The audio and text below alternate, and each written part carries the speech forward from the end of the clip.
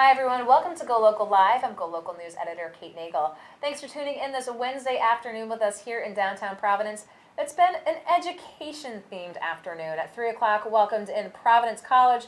Now we're welcoming in Kids Count.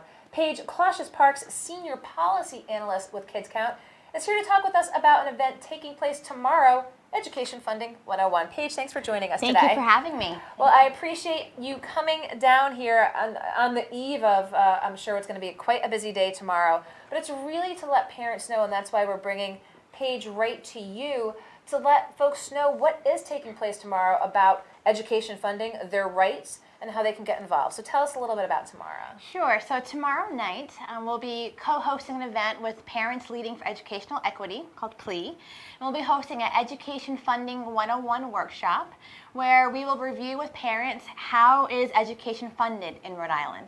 So we'll go over the three major ways that education is funded, and then let parents know about the budget process in the state and how they can advocate for their children in education funding issues. Okay, so let's talk a little bit about this. I mean, clearly looking to empower parents with tools, having that knowledge. Isn't sort of the kind of perhaps reaction like we definitely could always use more funding, but of course there's a finite with budgetary constraints up at the State House. I mean, what's the real takeaway parents should know? Is this clearly, obviously, what their rights are, and then, how to advocate for them? Absolutely. So parents really need to know what is the process for state budgeting. So once they know the information, they are then able to advocate for the issues that are most important to them. So we really believe that parents are a child's first and best teacher. And so the best way that the parent can advocate for their child is to really know the process, know where they can get the data and information, know how they can most influence those policymakers, and also to know that they have the power to do so, and there are folks here to listen to them. So if folks are watching now, of course, we'll provide links about tomorrow, Thursday's event. But just nuts and bolts taking place in the evening. Can you give folks the where, what, when? And Absolutely. We know the why. Yes. So it's Thursday night on the 15th. It'll be at the United Way of Providence. So it's on 50 Valley Street from 6 to 7:30 p.m. Okay, very good. Now, we'll give folks, again, links to that as well. If it's something that you're looking to or want to share with friends in the community, we'll provide that Kids Count link as well. Now, Paige had an intimate look at the Providence schools. Of course, the Johns Hopkins report released in the spring. You were part of that report team. Of course, we reported on it. National media picked up on it as well. Really going into the schools, getting that information and presenting it to the public, which what we've seen is ultimately now on the path to a state takeover. So tell us a little bit, because again, you rolled up your sleeves, you were boots on the ground, from being brought into the process, conducting the report, and then of course, seeing the really difficult realities presented to the public. Yes. So the process on my end, I was part of the classroom observations for the middle schools and high schools. So my role was I got to go into classrooms. I got to sit in the back, sometimes the front of the classroom, and watch lessons that happened. I also had the opportunity to interview students to hear from their perspective some of the strengths and the challenges of being a student in Providence Public Schools. And as a part of the review team, my role was to write down exactly what I saw, what I heard. It was really just getting an analysis of what is happening in schools.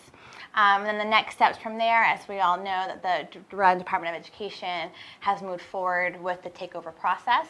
As being a part of the review team, it was very eye-opening, although I've been experienced in Providence Public Schools in the past as a community-based organization, having supported and advocated for students in the past. Doing that review process, going into so many schools, speaking to so many students, it was a very difficult process, but one that I'm really honored to be able to have done that. So here we are tomorrow with the event taking place at the United Way in Providence. Again, middle of August. We saw, immediately following the release of the report, convening of parent and community forums around the city. Of course, after the school year, summer sets in. Now, obviously, there's a process by which the state has to go through to officially take the schools over. That is continuing as we speak. So when parents and students go back, they're going back to the reality of knowing A, in Providence, what the report had showed, but B, a little uncertainty. We've had Teachers Union President Mary Beth Calabro in, but knowing that, in the middle of the year, things could potentially look somewhat different. But that's really a lot of times at the administrative level, but they're really looking to institute changes once they come in.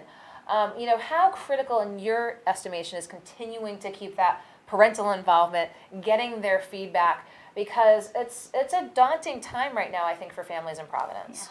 So children and parents are the ultimate stakeholders of their education. So this is a very critical time for students and parents to continue to talk to each other about what's happening in school, what's going well, what changes do they want to see, and for parents and students together to bring their voice and to make it loud and clear of both what's going well, but also what needs to change, what improvements need to happen. And our student and parent groups have been amazing in organizing and vocalizing, showing up at forums, and I hope for that to continue.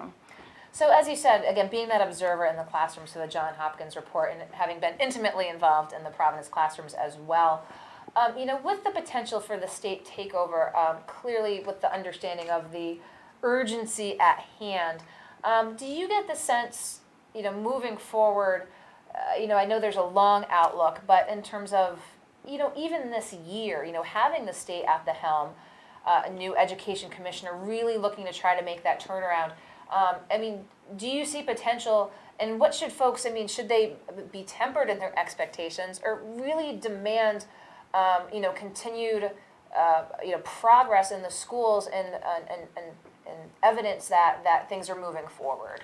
I think we should always expect the best for our children because that's what they deserve and they matter. So yes, change takes time, but we also need to not sit back and wait for it. We need to demand the change to happen and to be partners.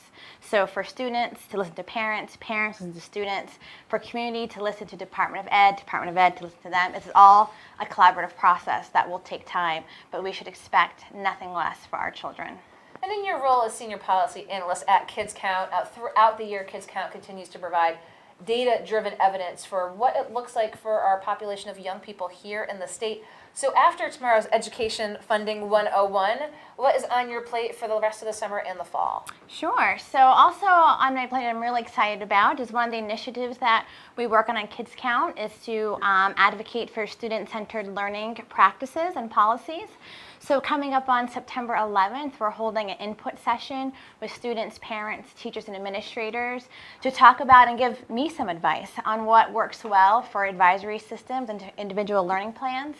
And then we will have a release of the policy report in October. So folks who are interested in that student-centered learning, advisory systems, college and career readiness access, stay tuned to Kids Count. Sign up for our Facebook page and our e-newsletter, and we'll be sure to get you information for all those upcoming events. Okay, well, Kids Count always boots on the ground, giving, again, stakeholders and leaders and policy decision makers, again, that look as to what, again, is taking place inside the schools and with youth in general throughout the state. So Paige, Clausius Parks, I appreciate you taking the time to come in. And if you're watching, if you're a parent of no or one that might want to take part in the Education Funding 101 workshop on Thursday evening, again at the United Way of Providence, 6 to 7:30. We'll provide links for that as well. And of course, keep you up to date with Kids Count. So thank you, Paige. Thank you. Thank you for watching this afternoon. We'll be back, of course, with more GoLocal Live tomorrow on Thursday. In the meantime, catch us on GoLocalProv.com. Find us on Facebook. Have a great evening, and we'll see you tomorrow. I'm GoLocal News Editor Kate Nagle.